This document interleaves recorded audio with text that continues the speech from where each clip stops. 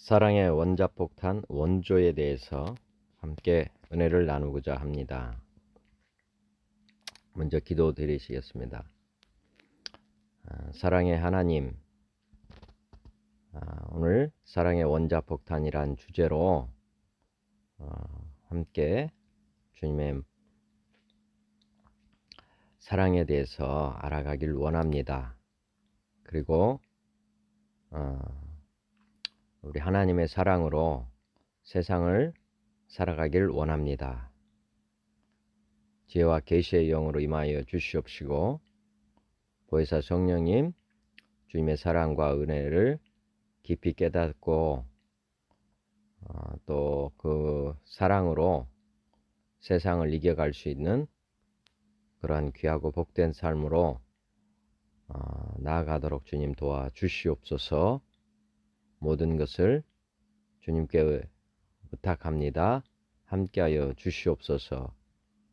듣는 모든 분들도 우리 하나님의 무한하신 사랑을 깊이 깨닫는, 그래서 이제 자신을 위해서 살지 아니하고 우리 주와 복음을 위해서 살아가는 귀한 시간이 되도록 주님께서 축복하여 주시옵소서. 모든 것을 주님께 감사드리오며 예수님의 이름으로 기도드렸습니다. 아멘.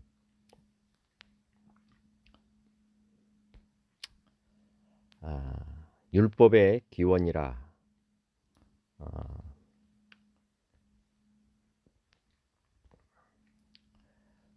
창세기 2장에 보면은 여호와 하나님이 그 사람에게 명하여 이르시되, 동산 각종 나무의 열매는 내가 임으로 먹되 선악을 알게 하는 나무의 열매는 먹지 말라. 내가 먹는 날에는 반드시 죽으리라 하시니라.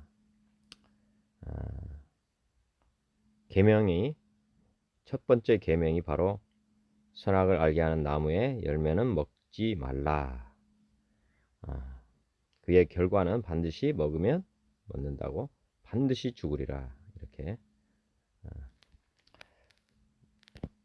계명에는 반드시 뭐가 따르냐면, 지키지 않으면 반드시 문제가 된다 하는 것을 아담에게 말씀했습니다. 그 사람에게 명하여 이르시되,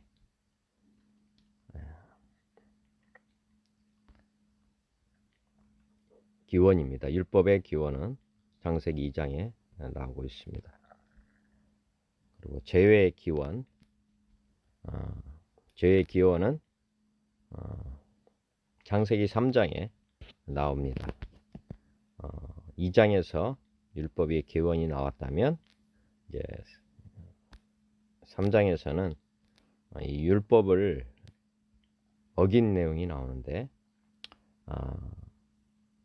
창세기 3장 1절부터 보겠습니다. 그런데 뱀은 여호와 하나님이 지으신 들짐승 중에 가장 간교하니라. 뱀이 여자에게 물어 이르되, 하나님이 참으로 너에게 동산 모든 나무의 열매를 먹지 말라 하더냐. 여기서 보이는 거 보시면 이게 가장 간교하다. 그 내용을 보시면 여자에게 물어 이르되, 어떻게 물었습니까? 동산 모든 나무, 이렇게 모든 나무의 열매를 먹지 말래. 딱 선악과 나무의 열매, 이거 한 개를 지금 지칭했는데, 마귀는 이 전체를 못 먹지 말라 하더냐, 이렇게 완전 부정을 하고 있습니다. 그러니까 여자가 뭐라고 합니까? 동산나무 열매를 우리가 먹을 수 있으나, 모든 것을 먹을 수 있지만은 이렇게 말을 해야 되는데, 동산나무 열매를 먹을 수 있으나, 이렇게 동산 중앙에 있는 나무 열매는 하나님의 말씀에 너희는 먹지도 말고 만지지도 만지지 말라. 그러면 죽을까 하노라. 앞에 나와 있는 율법과 지금 다른 추가적인 말씀이 있습니다. 먹지도 말고 만지지도 말라. 먹지 말라 이렇게 했고, 근데 여기다가 뭐를 추가했냐면, 이게 플러스죠. 말씀에 덧붙이면 안 됩니다. 만지지도 말라요. 죽을까 하노라. 반드시 죽으리라 그랬는데 반드시란 말씀을 빼고 죽을까 이렇게 변형이 일어났습니다. 그리고 뱀이 뭐라고 합니까? 결코 죽지 아니하리라. 반드시 죽으리라를 이렇게 반대로 말하고 있습니다. 결코 죽지 아니하리라. 너희가 그것을 먹는 날에는 눈이 밝아져. 눈이 밝아져서 뭐같이 된다고요? 하나님같이 된다. 하나님을 알게 하는 알 줄 하나님이 아십니다. 하나님과 같이 되어서 이렇게 하나님과 같이 되다. 그 여자가 그 나무를 본즉 또 뭐가 됩니까? 먹음직도 하고 육신의 정욕, 보암직도 하고 안목의 정욕, 지혜롭게 할 만큼 탐스럽기도 탐스럽고 즉 지혜롭고 뭐 이러니까 이생의 자랑이라고 한마디로 할 수가 있겠습니다. 한 나무인지라 여자가 그 열매를 먹고 그와 함께 있는 남편에게도 주어 같이 먹었죠. 주매 그도 먹은지라. 또한 그들이 마음에 하나님 두기를 싫어하며 로마서 1장에 보면은 죄가 뭐냐 이렇게 보면 마음에 하나님 두기를 싫어하며 하나님께서 뭐라고요? 그들을 그 상실한 마음대로 버려두사 합당하지 못한 일을 하게 하셨으니 제 기원은 다름이 아닙니다. 하나님과 같이 되는 것입니다. 하나님과 같이 되기고자 하는 그런 동기, 동기라고 볼 수 있습니다. 이 동기가 하나님과 같이 되는 것이고 여기 로마서 1장에 보면 마음에 하나님 두기를 싫어한다. 마음에 하나님이 원래 있는 것이 정석입니다. 마음에 하나님이 있어야 되는데 하나님과 같이 되겠다 해서 마음에서 하나님을 밀어내고 자기가 하나님처럼 되는 것, 이것이 죄고 이것이 그의 가장 중요한 동기입니다. 우리가 아이들이 사춘기가 돌아왔을 때 부모를 이렇게 부모에게 많은 반항을 하게 됩니다. 반항하는 것이 동기는 뭐냐면 자기가 이제 자기 인생의 주인이 되겠다 하는 그런 동기입니다.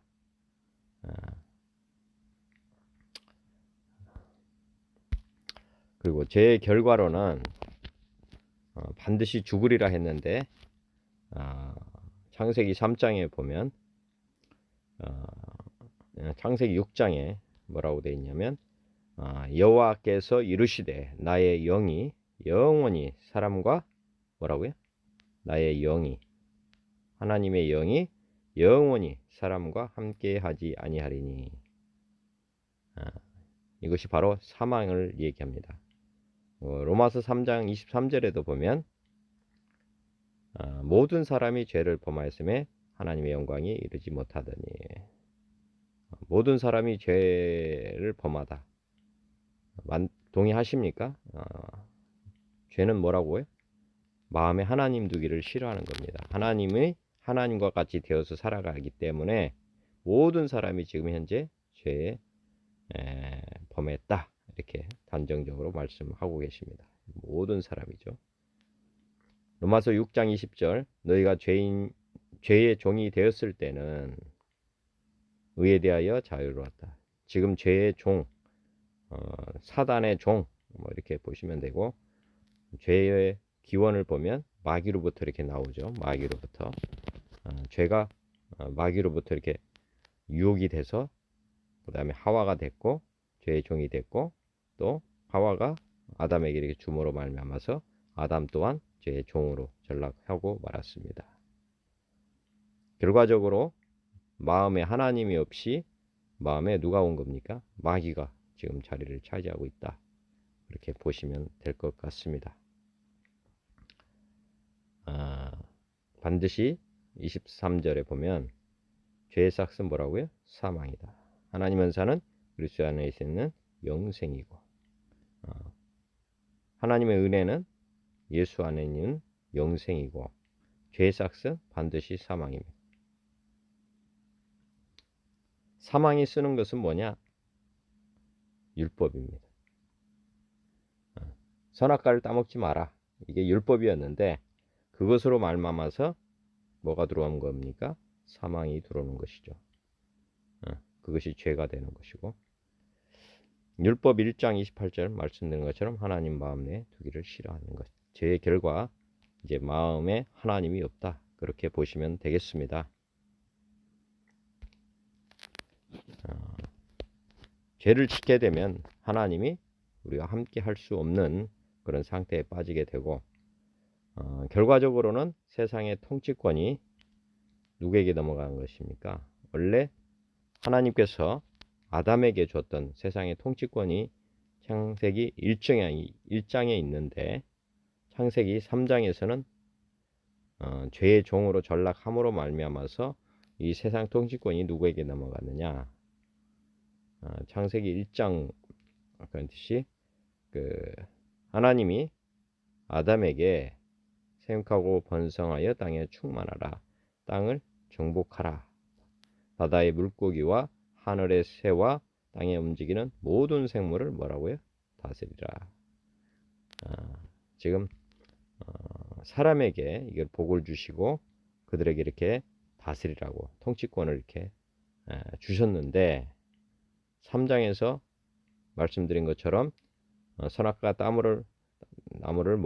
선악과 나무의 열매를 먹지 말라 한 것을 먹고 나서 먹었죠.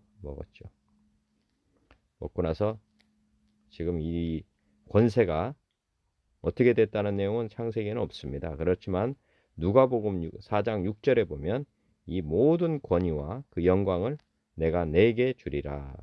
이것은 내가 내게 넘겨준 것이므로, 모든 권위와 그 영광을 내가 내게 주리라. 예수님을 시험하는 내용이 나옵니다. 40일간 금식한 후에 성령님에게 이끌리셔서 광야로 가시고, 광야에 갔을 때에 마귀가 시험하는 내용입니다. 그래서 모든 영광을 이제 자기에게 절하면은 다 내 것이 되리라, 넘겨주겠다. 다시 마귀가 자기를 섬기게 되면 이 권세를 너에게 주겠다. 없는 것을 예수님에게 거짓말한 것은 아니라고 봅니다. 그래서 이 세상 통치권이 마귀에게 있었다. 예수님 오시기 전에 그것을 꼭 이해하시길 바라겠습니다. 그래서 예수님 오시기 전에는 사람은 마귀 사단의 식민지로 살아가고 있었던 것입니다. 이 마귀 사단으로부터 이제 헤어날 수 있는 방법,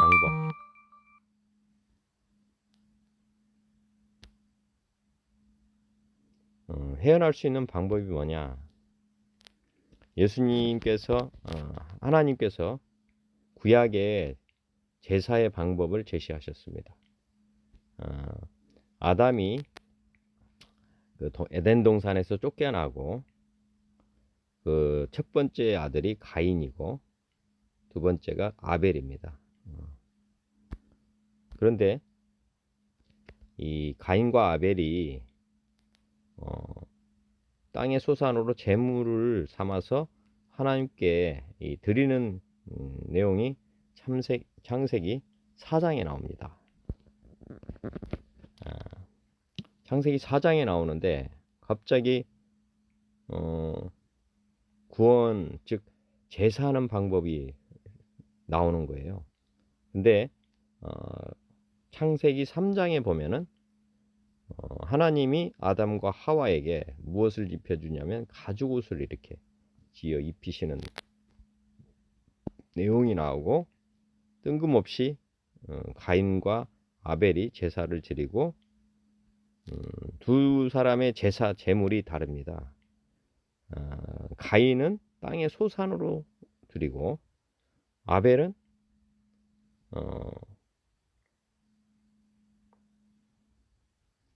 양의 첫 새끼와 기름으로 이렇게 드리는 내용이 나오는데, 이 제물을 둘 다 받는 게 아니고 하나님께서는 누구 제물만 받아요? 아벨과 그의 제물은 받았는데 가인이 드린 제물은 받지 않았습니다. 즉, 이 두 제사가 있었지만은 이 하나님이 기뻐하시는 제사는 뭐였냐면 양의 첫 새끼와 기름으로, 즉 양의 살과 피로 제물을 드렸더니 아벨과 그의 제물을 받았습니다. 즉, 아벨을 받아들이고 또한 그의 제물, 그 제물로 말미암아서 아벨의 마음이 하나님께 만족이 되었다, 이렇게 보시면 될 것 같고, 이 가인과 그의 제물은 받지 않았는데 이 제사의 방법이 이 가죽 옷을 입히면서 아마 하나님께서 아담에게 앞으로 나에게 나아오려면 반드시 어떤 동물의 피와 그 기름으로 드려라, 막 이런 하나님의 말씀이 있었을 걸로 보입니다. 기록되지는 않았지만 그래서 이런 제사, 피의 제사가 이제 레위기에도 나오는 걸로 보면 하나님께서는 사람에게 반드시 그렇게 할 것을 지시했었던 것 같습니다. 그런데 가인은 하나님의 말씀을 경홀히 여기고 자기 정성을 들여서 땅의 소산으로 제물을 삼아서 드리다 보니까 하나님께서 말씀을 어기는 거잖아요. 그게 율법이고 죄입니다. 그래서 가인의 제사를 받지 않았고, 뒤에 나오지만은 이 가인이 아벨을 또 죽이지 않습니까? 그러니까 죄에 대해서 경홀히 여기는 그런 사람은 또 한 번 죄를 또 반복해서 이렇게 짓는다는 것을 볼 수가 있습니다. 그래서 나중에 보면은 아벨을 더 칼로 아벨을 때려서 죽이죠. 하나님이 말씀하시는 걸 보면 여기서도 하나님께서 꾸짖으시는데 가인이 몹시 분하여 안색이 변한다. 하나님 말씀조차도 이렇게 꾸짖으면 받아들일 줄 알아야 되는데 이것에 대해서도 분하여 안색이 변하다. 그러더니 결국에는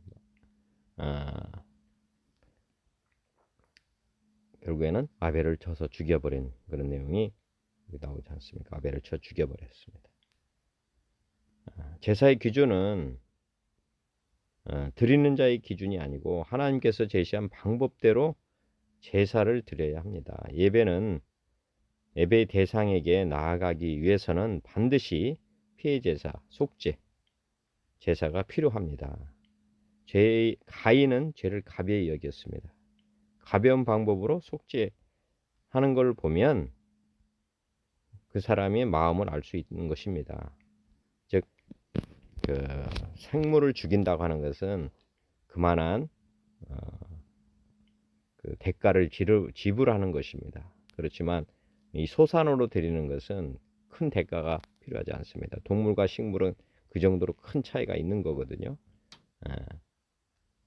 그래서 그 사람의 마음은 그 재물에 반영이 된다 하는 것을 꼭 아실 필요가 있고, 하나님께서는 그만한 대가를 지불해야 된다. 왜? 사망이기 때문에 그렇습니다. 사망을 대신할 만한 그런 재물을 바쳐야 그 죄가 그래도 경감이 되는 거 아니겠습니까?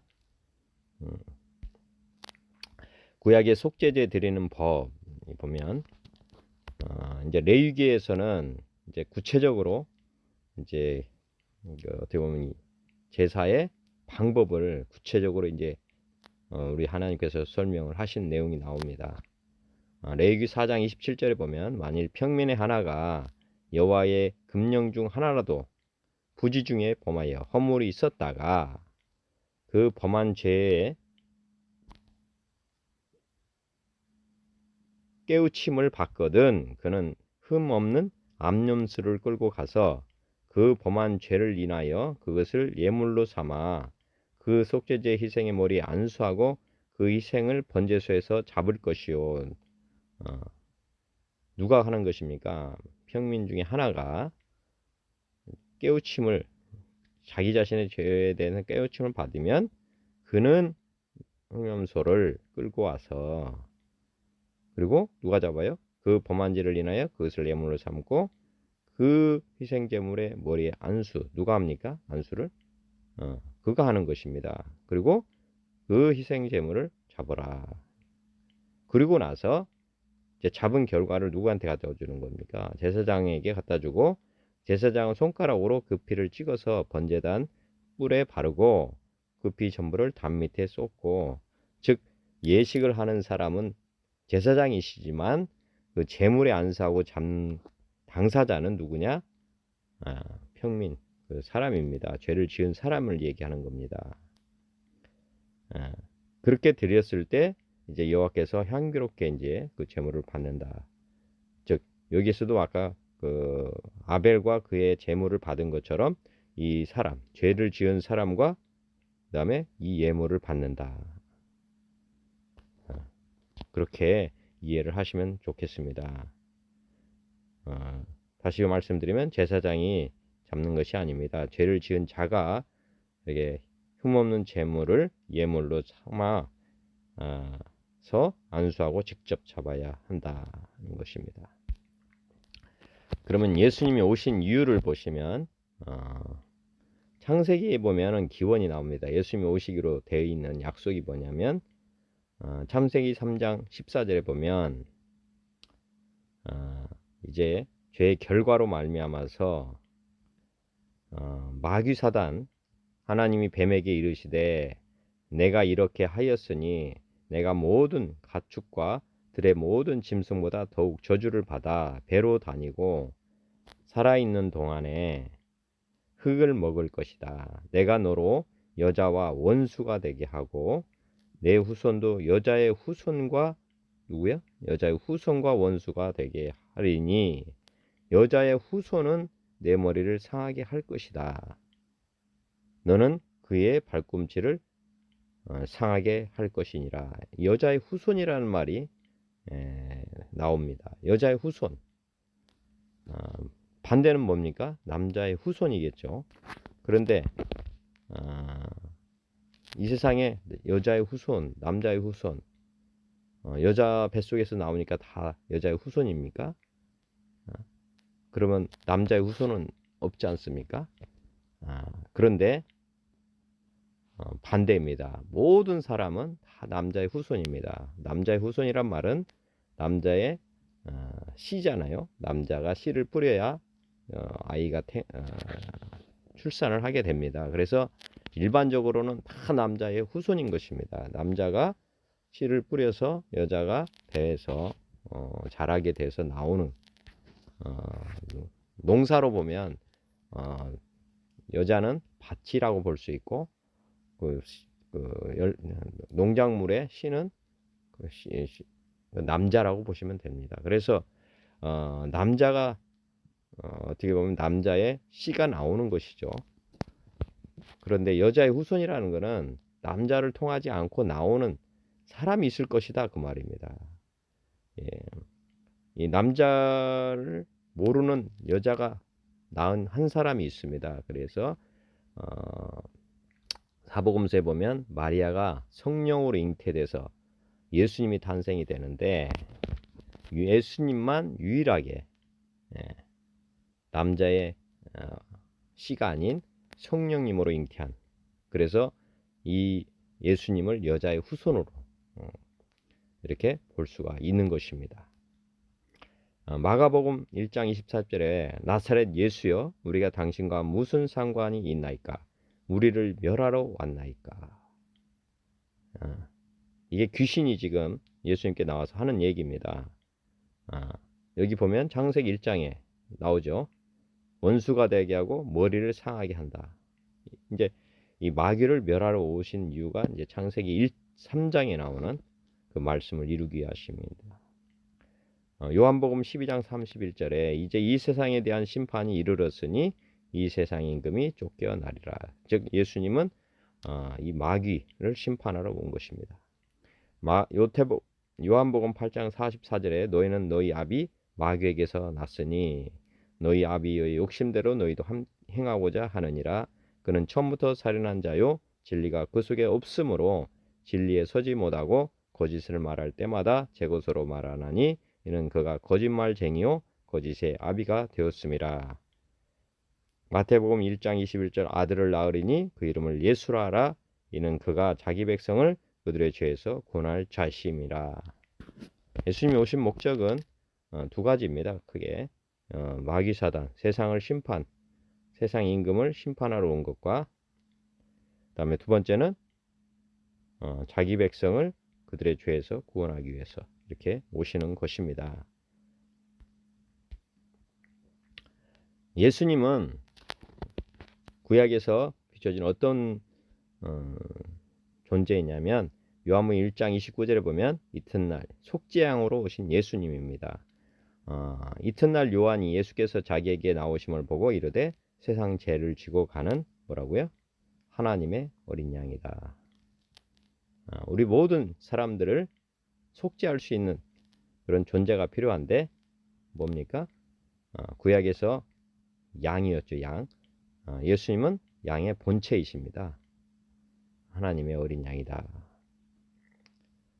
고린도전서 5장 7절에도 너희는 누룩 없는 자인데 새 덩어리가 되기 위하여 묵은 누룩을 내버리라. 우리의 유월절 양 곧 예수 그리스도께서 희생되셨다.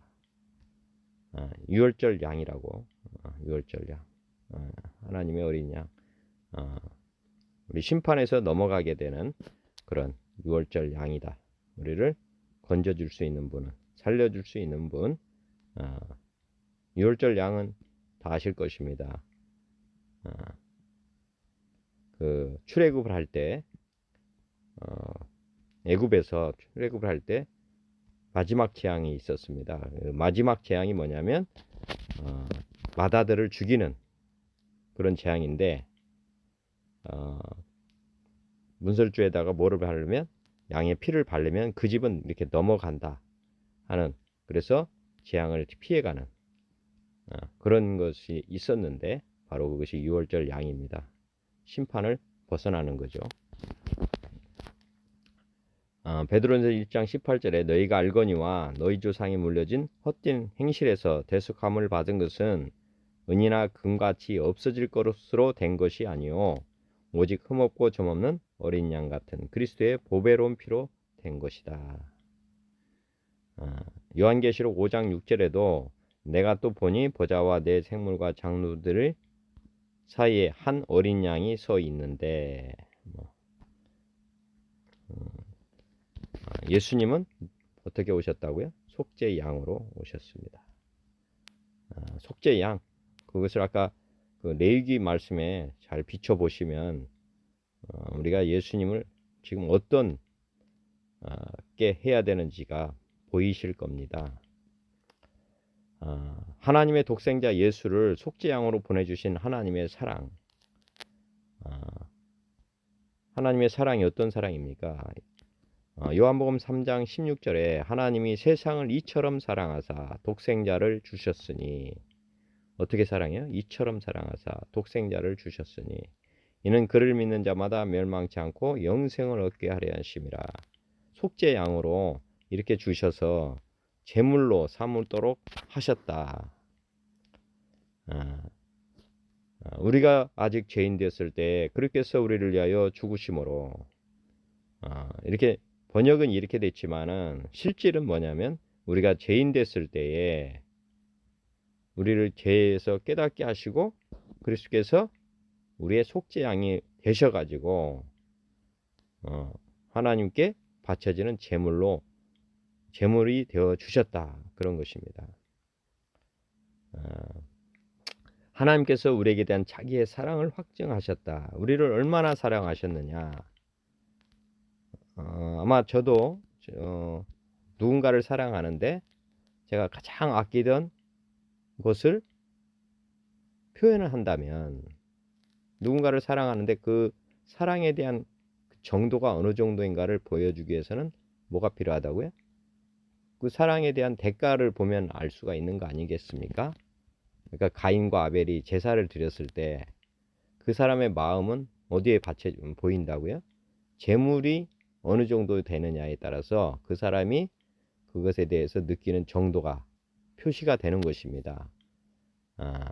말씀드렸지만은 가인과 아벨의 차이는 뭐냐면 그 제물에 나타난 그 사랑의 정도인 것입니다. 하나님이 우리를 얼마나 사랑하셨는가는 그 제물로 우리에게 주신, 우리를 얼마나 사랑하느냐는 하나님이 독생자 아들을 죽일 정도로 우리를 사랑했다 하는 것입니다. 이보다 더 큰 사랑이 없을 것입니다. 사람을 위해서 하나님이 죽인 하나님의 아들, 하나님이 죽을 정도로 그 제물을 우리에게 주셨기 때문에 그것이 하나님의 사랑이라고 하는 것이고, 자기의 사랑을 우리에게 보여주셨다, 확증해 주셨다는 것입니다. 요한일서 4장 8절에 사랑하지 아니하는 자는 하나님을 알지 못하나니 이는 하나님은 사랑이심이라. 사랑하지 아니하는 자는 누구를 모른다고요? 하나님을 알지 못한다. 왜? 하나님은 사랑이시기 때문이다. 하나님의 사랑이 우리에게 이렇게 나타난 바 되었으니 하나님이 자기의 독생자를 세상에 보내심은 그로 말미암아 우리를 살리려 하심이라. 하나님의 사랑이 우리에게 나타났다. 즉 어린 양으로 이 세상에 예수님이 오셨는데, 그거는 속죄 양으로 오셨다고 했지 않습니까? 그러니까 우리를 사랑했다고 하는 것, 그것이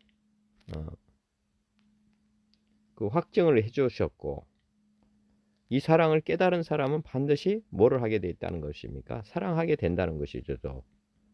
사랑받은 사람이 사랑한다. 아마 많이 들어보셨을 겁니다. 사랑을 받지 않고 사랑할 수 있는 존재는 없고요. 사랑은 받은 사람이 사랑을 많이 하게 되는 것입니다. 그래서 이 사랑을 깨닫게 되는 사람은 사랑을 할 수 있게 됐는데, 반대로 사랑하지 않으면 이 사랑을 모른다, 그렇게 보시면 되겠습니다.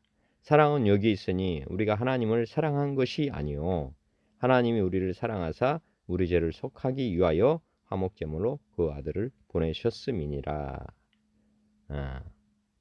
예수님은 바로 사랑의 원자 폭탄인 것입니다. 예수님 속죄양을 통한 우리의 죄의 대속은 죄인인 사람은 구약시대나 신약시대나 동일합니다. 모든 사람이 죄를 범하였으며, 아까 로마서 3장에 나오듯이 죄인 사람은 구약시대나 신약시대나 다 동일한 것입니다.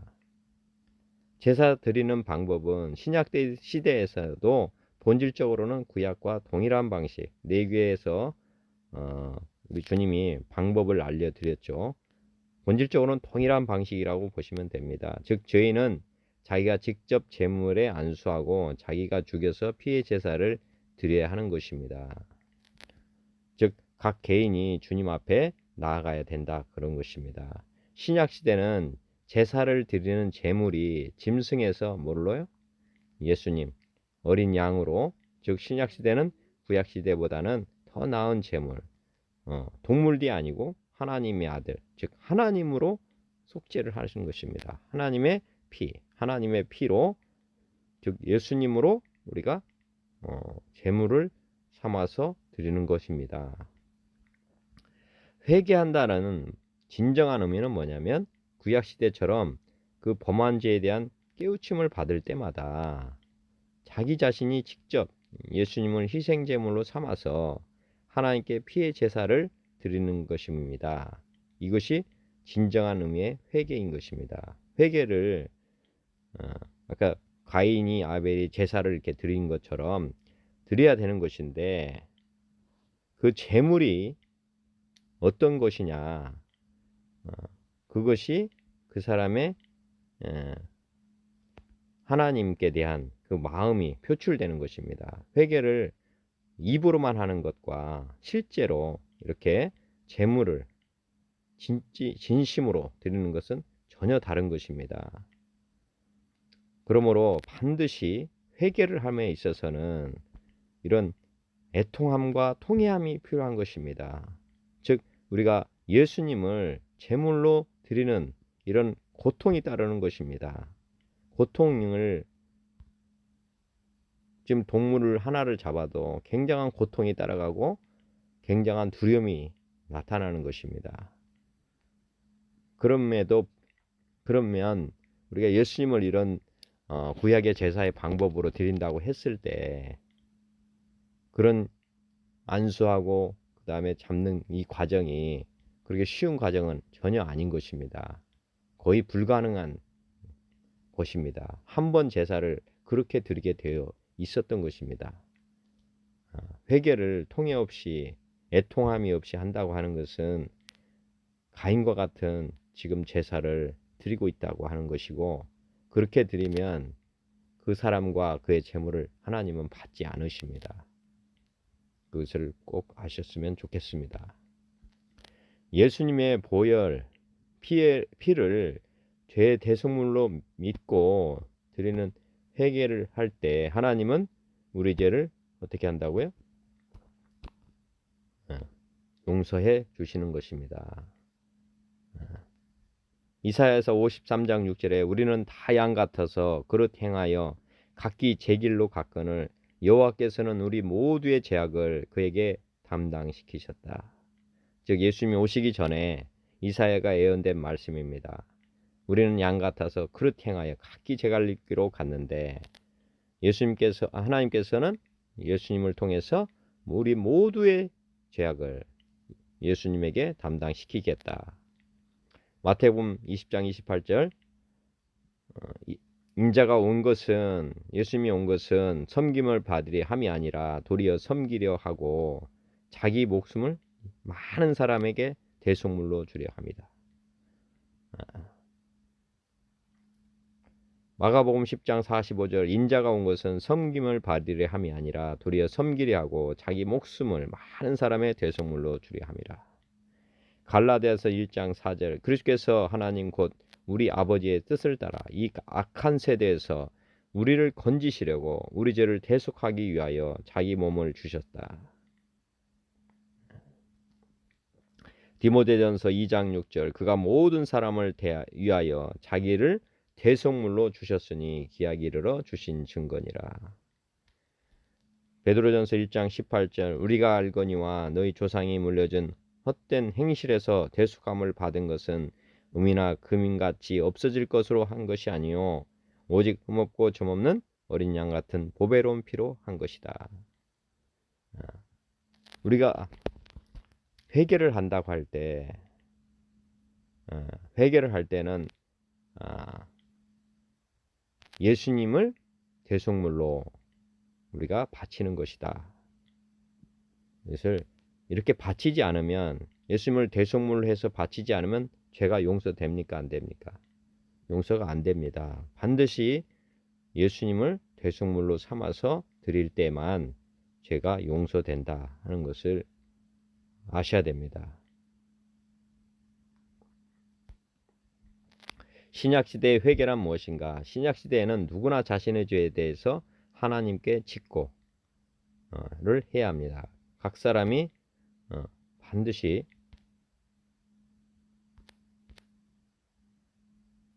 직고를 해야 되는 것입니다. 직고 하나님 앞에 반드시 개별적으로 해야 된다는 것입니다. 우리가 죄를 회개할 때 예수님을 십자가에 못 박는 자는 목사나 신부들, 제사장이 아니고 또 십자가에 못 박은 본디오 빌라도 로마 병사가 아니고 죄를 짓고 그 죄를 깨달은 자신인 것입니다. 회개가 우리 대신 예수님을 십자가에 못 박는 일이라는 것을 진실로 깨닫게 된다면 죄를 그렇게 쉽게 용납하지 못할 것입니다. 죄와 회개를 반복적으로 하는 이유는 죄를 깨닫지 못하여 죄값 또한 가벼이 여기기 때문입니다. 죄의 결과가 영원한 사망이고 지옥에 갈 수밖에 없는 중대한 죄라는 것을 안다면은 회개 또한 귀한 제물로 드려야 한다는 것 또한 알 것입니다. 즉 회개는 자기 목숨 이상의 것으로 희생 제사를 드리는 이름을 알고 드려야 합니다.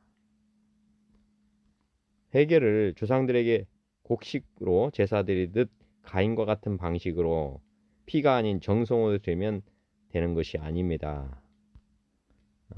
그렇게 착각하면 절대 안 됩니다.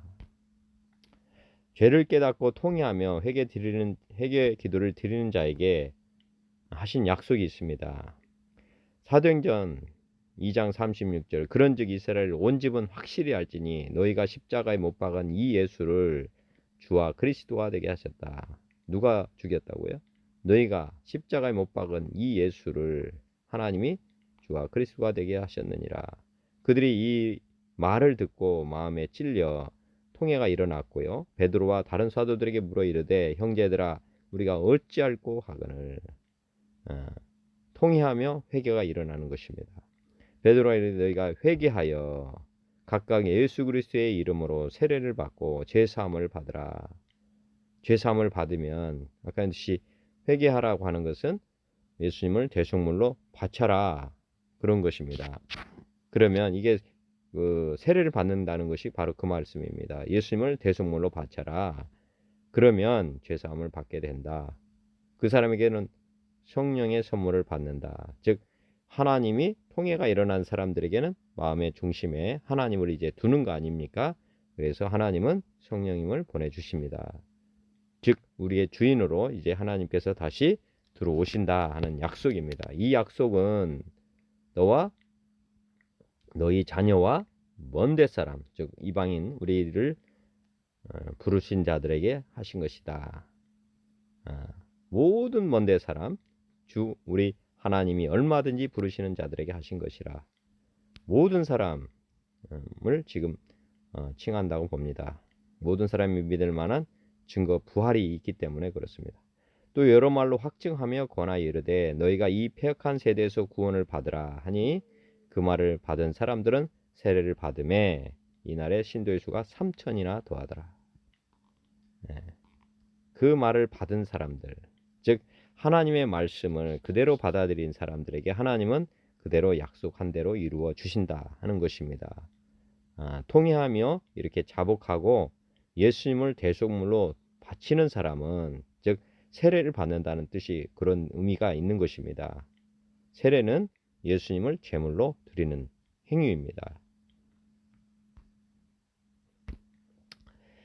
하나님은 독생자 아들을 죽인 우리를 양자로 삼아 주셨습니다.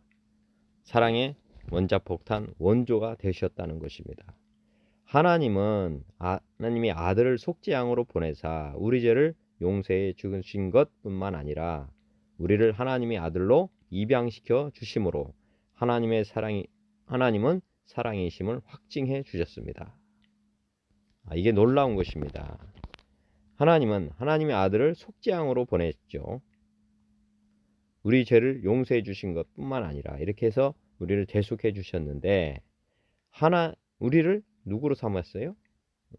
아들을 대신할 아들, 하나님의 아들을 대신할 사람으로 우리를 다시 삼아 주시는 내용이 나옵니다. 로마서 8장 15절에 너희는 다시 무소하는 종의 영을 받지 아니하고 양자의 영을 받았으므로 우리를 양자로 삼아 주시는 겁니다. 그래서 우리가 누구라고 불러요? 하나님을 신약 시대에는 아버지라고 부릅니다. 하나님 아버지.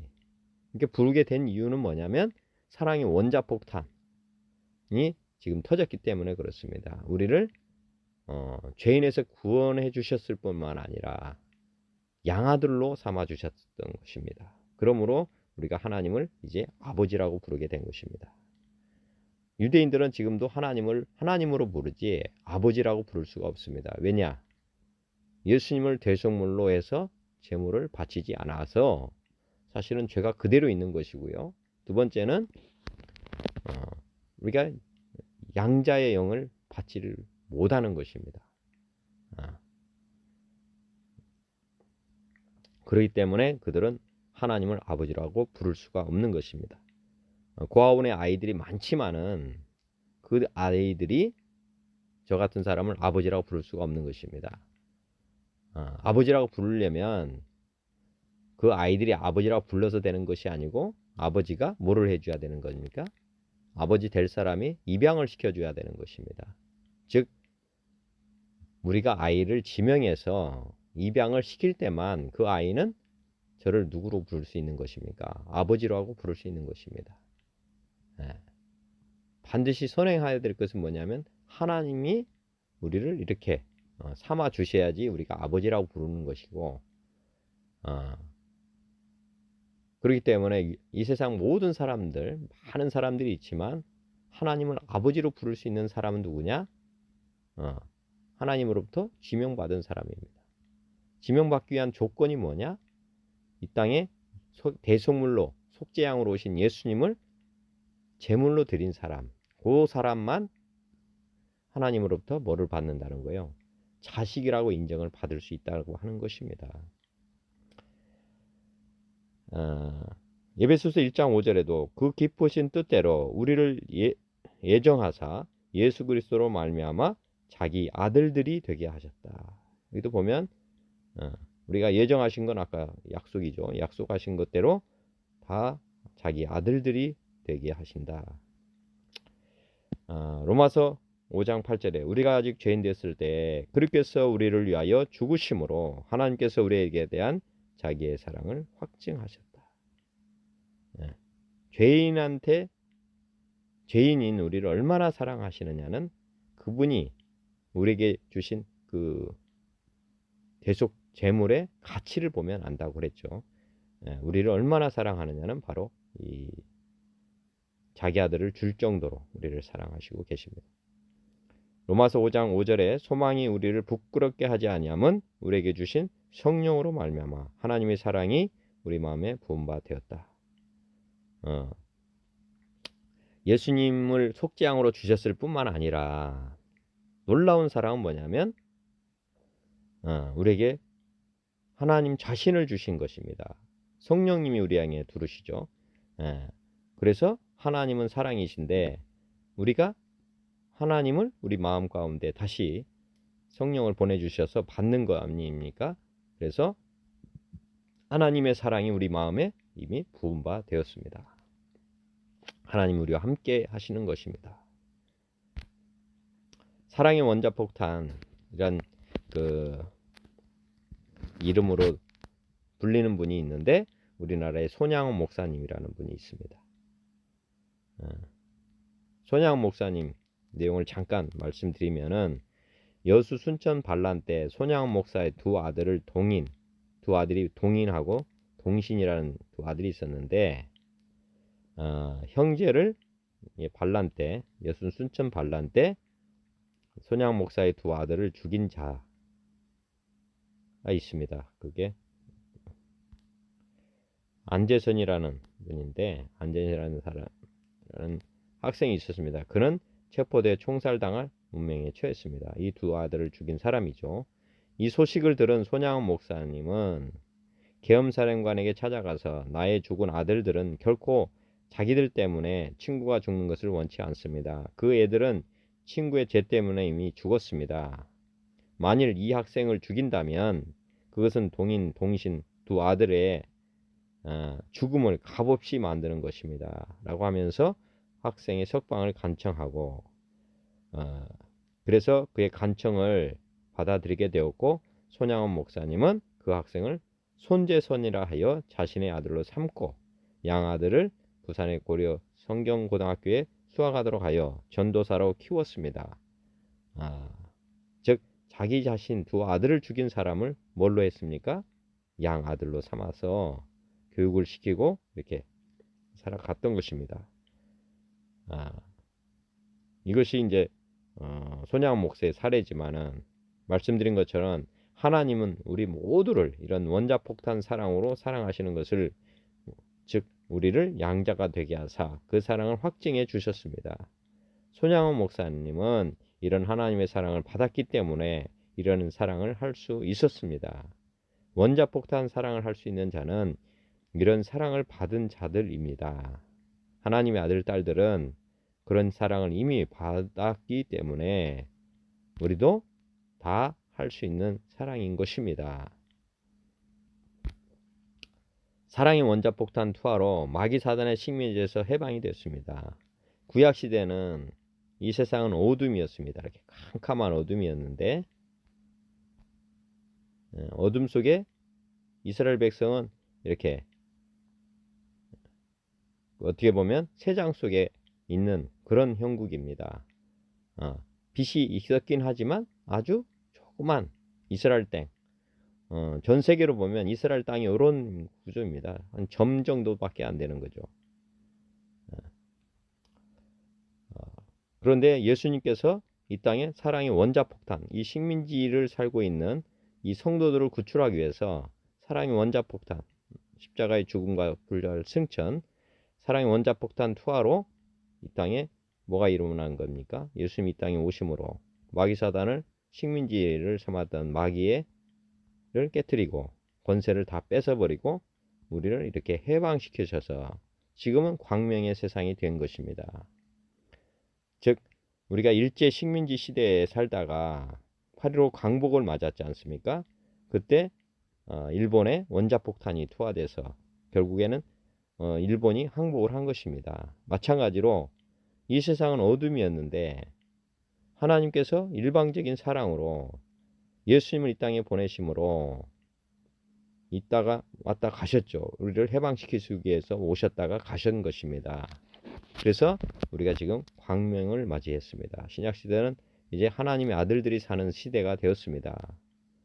그렇지만 아직 불신자들은 이렇게 어둠이 있는 것입니다. 전체적으로는 다 구원받은 것이고 인정하지 않는 사람들이 지금 마귀사단의 종으로 이렇게 살고 있다 하는 것을 보실 필요가 있습니다. 그래서 신약 성경에는 두려워하지 마라, 염려하지 마라. 왜? 이미 마귀사단의 머리를 밟아서 이들은 거짓의 영들, 이제 권세도 없고 능력도 없는데 우리를 거짓으로 미혹시키고 이렇게 해서 지금 우리를 위협하는 것일 뿐이라는 것입니다. 사자가 아니라 사자의 뭡니까? 그림인 것입니다. 사자의 그림, 이렇게 보시면 되겠습니다. 우리를 식민지에서 해방시켜 주셨다. 그것을 반드시 명심하셨으면 좋겠습니다. 두려워할 것은 아무것도 없다 하는 것을 믿으시길 바랍니다. 주님과 믿는 자는 세상을 이긴 자입니다. 요한복음 16장 28절 내가 아버지에게서 나와 세상에 왔고 다시 세상을 떠나 아버지께로 가노라. 전능자가 이 땅에 오셨다 가셨다 말씀하시면서 제자들이 말하되 지금은 밝히 말씀하시고 아무 비유로도 하지 아니하시느니 전능자가 왔다 갔다 하는 것을 꼭 아시기 바랍니다. 이게 죽으심과 부활입니다. 우리가 지금에야 주께서 모든 걸 아시고 또 사람의 물음을 기다리시지 않는 줄 아나이다. 이렇게 이로써 하나님께로부터 나오심을 우리가 믿사옵나이다. 예수님께서 오셨는데 하나님께로부터 왔다는 것을 이제 알게 되었고 예수께서 대답하시되 이제는 너희가 믿느냐 보라 너희가 다 각각 제 곳으로 흩어지고 나를 혼자 둘 때가 오나니 벌써 왔다. 그러나 내가 혼자 있는 것이 아니라 아버지께서 나와 함께 하신다. 이것을 너희에게 이름은 너희로 내 안에서 평안을 누리게 하려 함이라. 세상에서는 너희가 환난을 당하나 담대하라. 내가 세상을 이겼다. 예수님 십자가에 달리시기 전에 이미 제자들에게 이렇게 말씀을 하셨습니다. 내가 이미 세상을 이겼다. 요한일서 2장 13절 아비들아 내가 너에게 쓰는 것은 너희가 태초부터 계신 이를 알았으며 청년들아 내가 너에게 쓰는 것은 너희가 악한 자를 이기었음이라. 아까 광명의 세상에 지금 우리가 통치자로 살아가고 있다는 것을 아실 필요가 있습니다.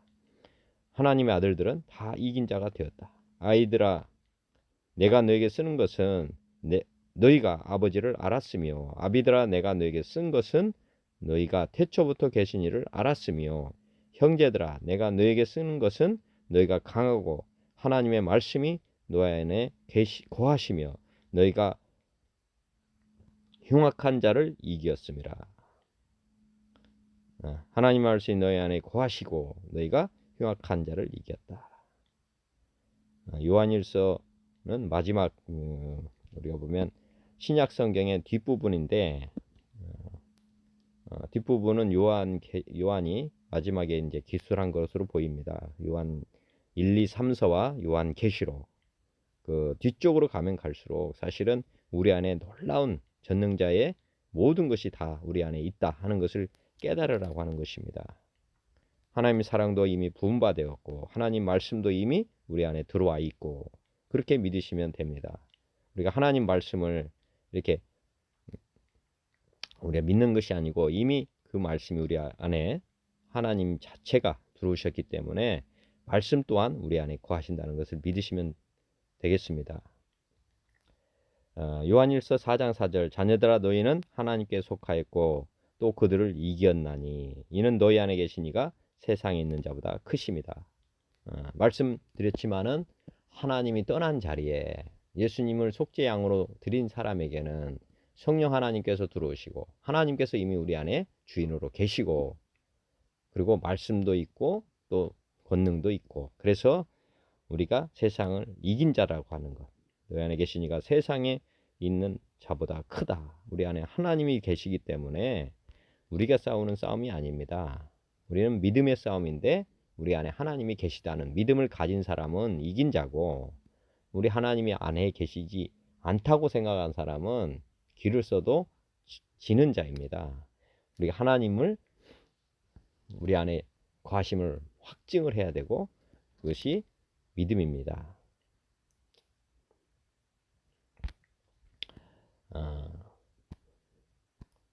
그러면 우리는 우리 옛사람을 위하여 살 수 없고 예수님을 대신하여 하나님의 아들로 이 땅에서 살아야 합니다. 사랑의 원자폭탄, 즉 우리가 예수님을 하나님의 아들을 대속물로 바친 사람은 그리고 우리가 양자로 입양이 되었다고 한번 해보시면 아까 동인 동식 소양 목사님 두 아들을 죽인 안재선이라는 사람이 있었지 않습니까? 안재선이라는 사람이 두 아들을 죽였는데 손양 목사님이 양자로 삼아 주신 거 아닙니까? 그 손양 목사님은 동인 동식 그 두 아들도 알고 있고 안재선도 알고 있습니다. 안재선은 잘 모르죠. 근데 안재선을 양자로 삼았는데 그 안재선이는 친구가 손양 목사님이 아들 되기 전과 후가 인생이 다르겠습니까? 안 달라져야 되겠습니까? 안 달라져야 되겠습니까? 우리가 우리 자신을 볼 때 안재선이라는 사람이 손재선이라는 사람으로 변해됐습니다. 그러면 안씨를 위해서 살아야 됩니까? 손씨를 위해서 살아야 됩니까? 그렇게 생각하면 아주 쉽게 이해가 될 것입니다. 우리가 예수님을 떠나서 살 때는 우리 인생으로 살았습니다. 즉 세상 사람의 아들로 살았지만은 이제 우리가 하나님의 아들로 입양이 됐을 때는 옛사람을 위해서 산다고 하는 것은 어리석은 거 아니겠습니까? 즉 안씨를 위해서 사는 게 아니고 손씨를 위해서 살아야 되는 것입니다. 마찬가지로 우리 옛사람을 위해서 살 수가 없고 우리를 대신하여 하나님의 아들로 삼아주신 하나님을 위해서 살아야 되는 것입니다. 요한복음 21장 18절 내가 진실로 진실로 내게 이르노니 내가 젊어서는 스스로 띠띠고 원하는 곳으로 다녔거니와 늙어서는 내 팔을 벌리리니 남이 내게 띠띠우고 원하지 아니하는 곳으로 데려가리라. 즉 베드로에게 하신 말씀인데 내가 젊어서는 스스로 원하는 곳으로 다녔다. 즉 베드로가 예수님 부활하시고 또 성령님 받기 전에는 자기 원하는 곳으로 다녔지만은 이제는 그렇지 않게 반대로 간다는 것이죠. 남이 내게 띠띠우고 원하지 않는 곳으로 가리라. 즉 하나님께서 원하시는 삶을 살게 될 것이다. 이렇게 말씀하시고요. 누가복음 15장 18절 내가 일어나 아버지께서 가서 이르기를 아버지 내가 하늘과 아버지께 죄를 지었사오니 지금부터는 아버지 아들이라 일컬음을 받지 못하겠나이다. 나를 품꾼의 하나로 보소서 하리라 하고 이에 일어나서 아버지께로 돌아가니라. 아직도 거리가 먼데 아버지가 그를 보고 측은히 여겨 달래가 목을 안고 입을 맞추니 아들이 이르되 아버지 내가 하늘과 아버지께 죄를 지었사오니 지금부터는 아버지 아들이라 일컬음을 감당치 못하겠나이다 하나. 이 내용은 탕자의 비유라고 누가복음에 나옵니다. 이 아들이 자기 아버지께 상속할 재물을 달라고 해가지고 떠나서 허랑방탕하게 살다가 나중에 거의 굶어 죽게 된 상태에서 이제 돌아오는 내용입니다. 그런데 아버지께서는 그 돌아오는 아들을 얼마나 기다렸는지를 지금 알려드리고 돌아온 아들을 이렇게 기쁘게 맞이하는 내용을 지금 기록해 놓았습니다. 이렇게 하나님의 아들로 돌아온 사람은 이제 품꾼 정도로 보고 이제 아버지를 위해서 이제 살아가겠다 하는 내용입니다. 오직 주님을 위하여 사는 인생입니다. 우리가 살아도 로마서 14장 8절 우리가 살아도 주를 위하여 이제 죽어도 주를 위하여 죽나니 그러므로 사나 죽으나 우리가 주의 것이로다. 이를 위하여 그리스도께서 죽었다가 다시 살아나셨으니 죽은 자와 산 자의 주가 되려 하심이라. 우리는 이제 주바라기가 된 것입니다. 즉 우리가 사람의 아들에서 하나님의 아들로 되었으니 하나님의 주인인 인생으로 살아갈 수밖에 없는 것입니다.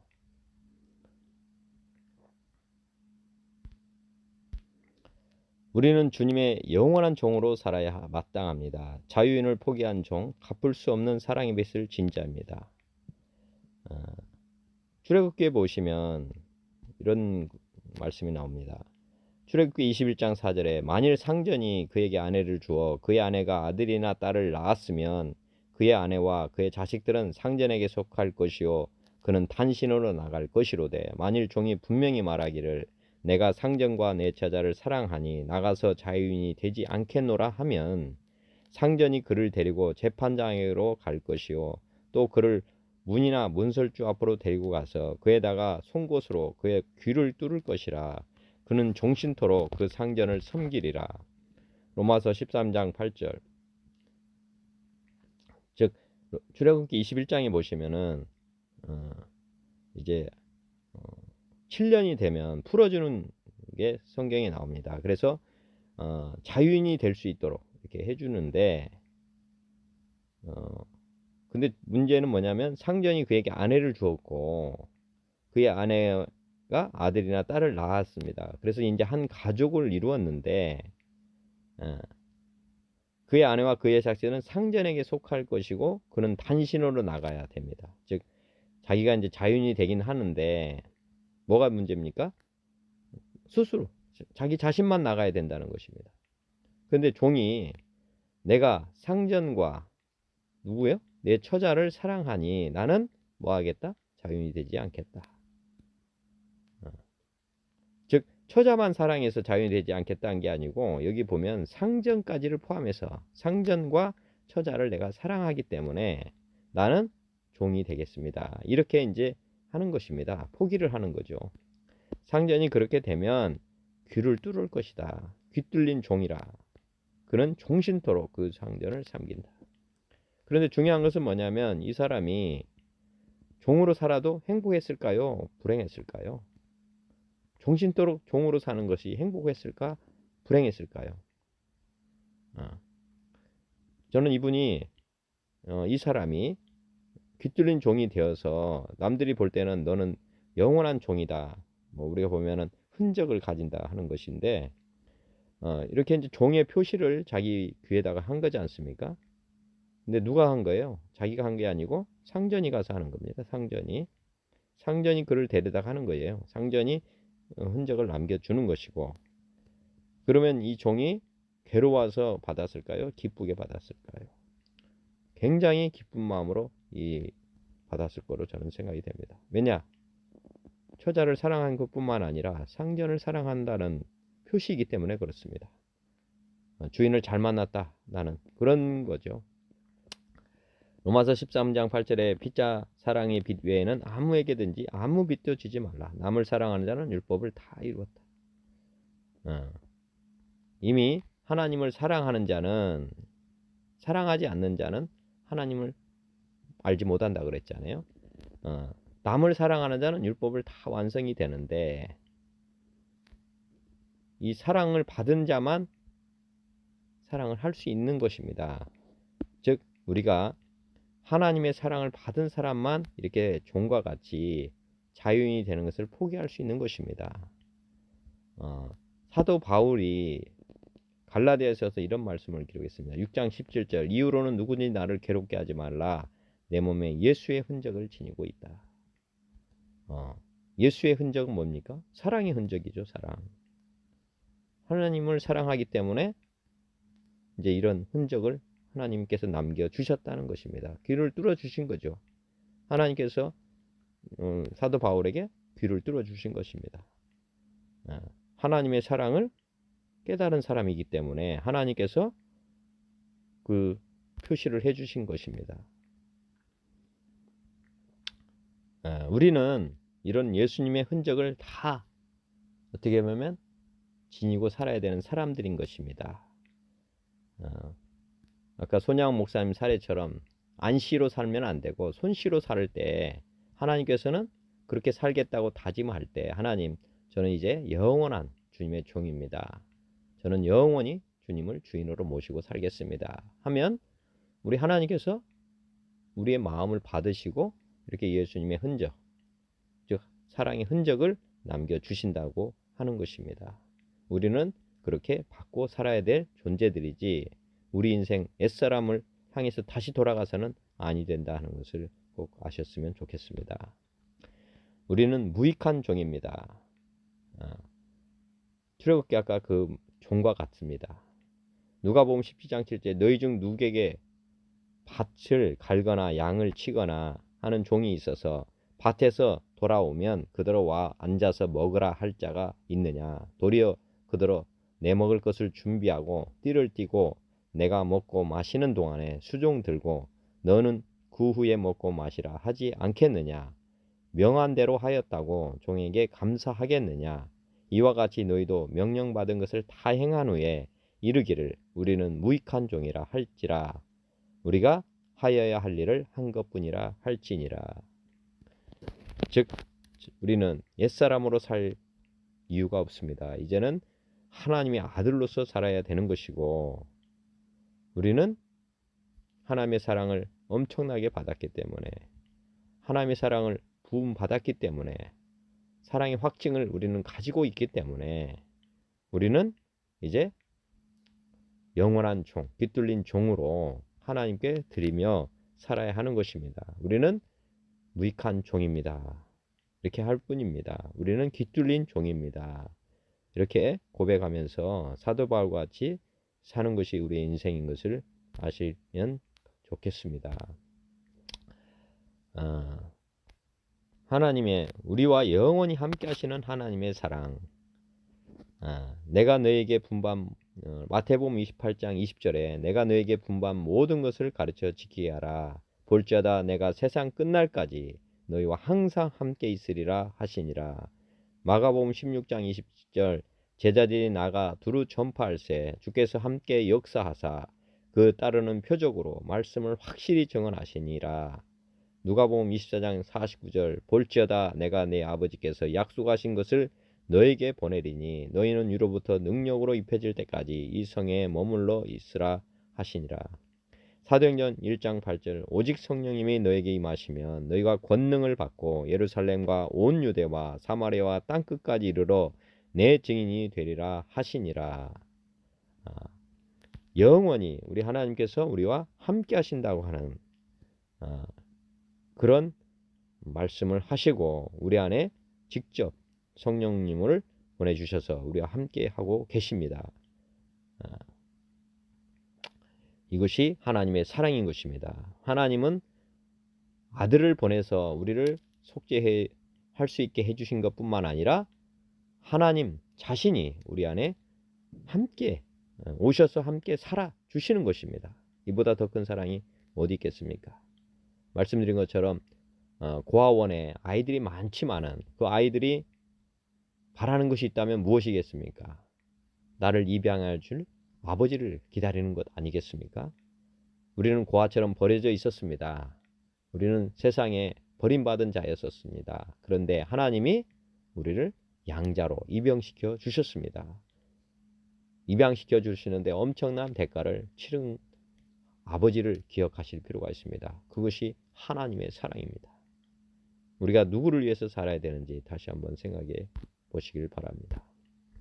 하나님의 사랑은 끝이 없어라. God's love is endless. 네. 요한복음 15장 4절 내 안에 거하라 나도 너의 안에 거하리라.